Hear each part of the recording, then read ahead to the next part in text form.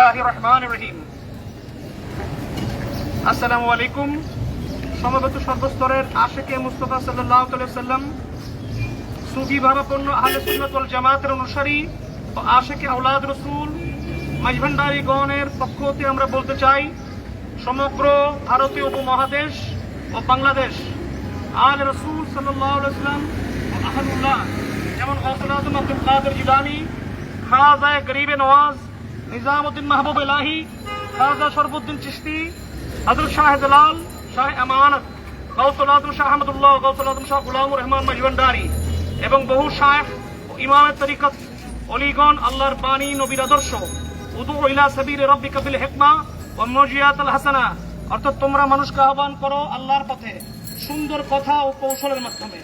এ বাণীকে বাস্তবায়নের মাধ্যমে তাদের চারিত্রিক সৌন্দর্য, আচরণ ও মানবতার সেবার মাধ্যমে লক্ষ লক্ষ মানুষকে ইসলামের সুশীতল ছায়াতলে নিয়ে এসেছেন। তারা ইসলামের প্রকৃত সৌন্দর্য, মানব সেবা, ভালোবাসা দিয়ে অন্তর্জয়ের মাধ্যমে এদেশে ইসলাম প্রতিষ্ঠা করেছেন। দ্বীনের চর্চার জন্য আপামর জনসাধারণকে সম্পৃক্ত করে অসংখ্য মসজিদ ও দ্বীনী শিক্ষার জন্য মাদ্রাসা প্রতিষ্ঠিত করেছেন।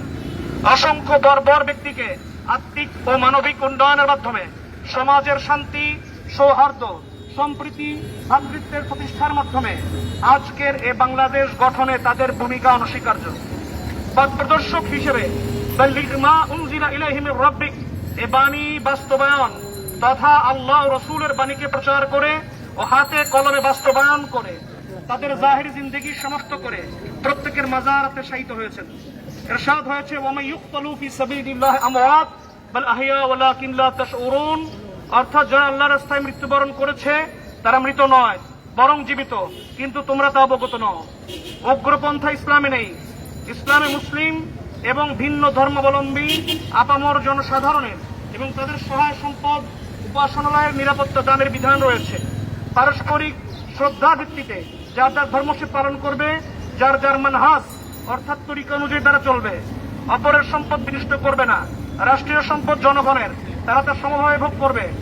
বর্তমান দেশের অস্থিতিশীল পরিবেশকে কাজে লাগিয়ে বিভিন্ন জায়গায় অলিগণের মাজারে হামলা, হযরত খাজা শরফুদ্দিন চিশতির ঐতিহাসিক হাইকোর্টের মাজার স্থানান্তরের পরিকল্পনা, খানেকায় হামলা, মসজিদ কমিটি ও মসজিদ বল প্রয়োগে দখলের চেষ্টার প্রতি আমরা আওলাদে গৌসুল আজম মাঝভান্ডারী করার তরফ থেকে আমি ডক্টর সৈয়দ মিশকাতুর নূর মাঝভান্ডারী এবং আমার সাথে আওলাদে খলিফায়ে গৌসে মাঝভান্ডারীগণ আছেন এবং সুফি ভাবাপন্ন আহলে সুন্নাত ওয়াল জামাতের অনুসারীগণকে নিয়ে এর তীব্র নিন্দা ও প্রতিবাদ জানাচ্ছি।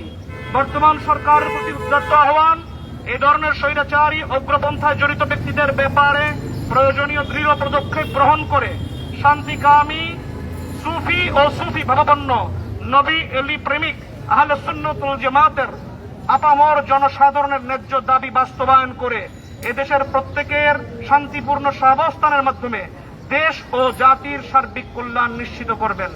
আসসালামু আলাইকুম ওয়া রাহমাতুল্লাহি ওয়া বারাকাতুহু।